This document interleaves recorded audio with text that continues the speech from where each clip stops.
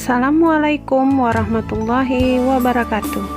Saya Era Almaidah, calon guru penggerak angkatan 7 dari unit kerja UPTD SD Negeri 05 Sisumut.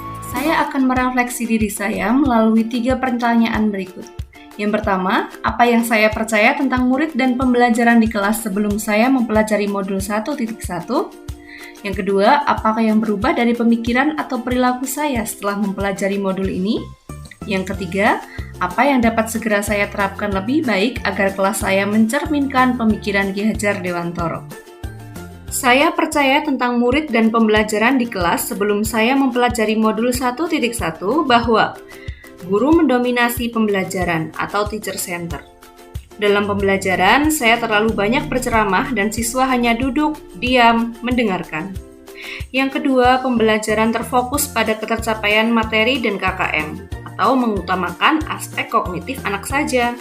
Pada hal ini, saya sering lupa bahwa pendidikan bukan hanya soal mentransfer ilmu saja, tapi sejatinya ada aspek lain yang harus diperhatikan dalam belajar. Yang ketiga, guru kurang memahami karakteristik anak. Saya cenderung menyamaratakan kemampuan anak dengan melakukan pembelajaran yang sesuai dengan zona nyaman saya tanpa memperhatikan perbedaan anak. Yang keempat, siswa pasif dan motivasi belajar rendah. Saya sering merasakan saat saya menjelaskan materi, mereka lesu dan tidak bersemangat. Kemudian, saat saya menanyakan kepada anak-anak, apakah ada pertanyaan, mereka hanya diam. Yang terakhir, yang menjadi fokus utama saya adalah suasana yang tertib, tenang, dan anak-anak memahami materi. Berikut adalah gambaran bagaimana suasana kelas saya sebelum saya mempelajari modul 1.1.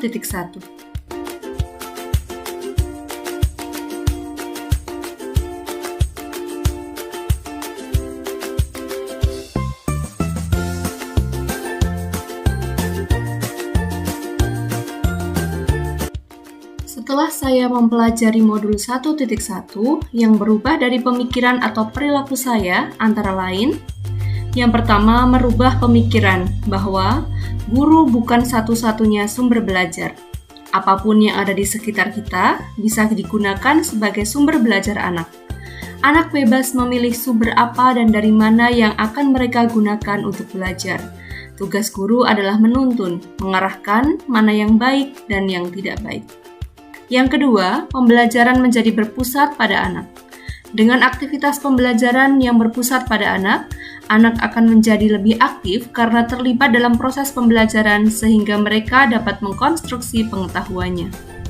Yang ketiga, saya dapat lebih menghargai setiap karakteristik belajar anak. Anak terlahir berbeda, setiap individu memiliki keunikannya masing-masing. Saya sadar dengan adanya perbedaan ini akan menjadikan pembelajaran lebih berwarna. Bagaimana sebagai seorang pamong, saya harus dapat menuntun anak sesuai dengan kodratnya. Selain itu, setelah mempelajari modul 1.1 ini juga dapat merubah perilaku saya, antara lain, seorang guru dapat mengemas pembelajaran secara menarik agar motivasi belajar siswanya meningkat. Yang kedua, dalam pembelajaran seharusnya seorang guru dapat memerdekakan siswa. Salah satu contohnya adalah memberikan kebebasan kepada anak untuk menyelesaikan setiap tugas sesuai dengan minat, bakat, dan kreativitasnya masing-masing. Sebagai seorang pendidik juga harus lebih cermat melihat bakat anak, melalui observasi, wawancara, dan juga pendekatan personal agar kita lebih dekat dengan anak. Kemudian, agar kelas saya mencerminkan pemikiran Ki Hajar Dewantoro, penerapan yang segera akan saya lakukan di kelas antara lain, yang pertama, merancang pembelajaran yang interaktif dan menyenangkan dengan melibatkan peserta didik. Yang kedua, menerapkan pembelajaran berbasis kearifan lokal dengan budaya setempat. Hal ini penting untuk kita terapkan pada anak-anak saat ini. Mengingat perkembangan iptek, banyak sekali anak-anak yang hilang nilai-nilai budayanya. Di sini saya sebagai seorang guru berusaha memberikan penerapan materi terhadap kehidupan sehari-hari anak sesuai dengan kearifan lokal budaya setempat. Yang ketiga adalah menerapkan konsep merdeka belajar dan mengintegrasikan setiap pembelajaran dengan pencapaian profil pelajar Pancasila. Konsep Merdeka Belajar mengajarkan kita bagaimana seorang pendidik dapat memberikan kebebasan kepada anak untuk dapat bereksplorasi atas pengetahuannya agar mampu menghasilkan ide-ide kreatif dan inovatif dari mereka. Yang keempat, pembelajaran yang mengutamakan aspek budi pekerti. Pembiasaan-pembiasaan baik akan selalu saya teladankan kepada siswa tentang bagaimana mereka bersikap agar menjadi pribadi yang lebih baik. Yang kelima, tidak lagi menuntut tetapi menuntun.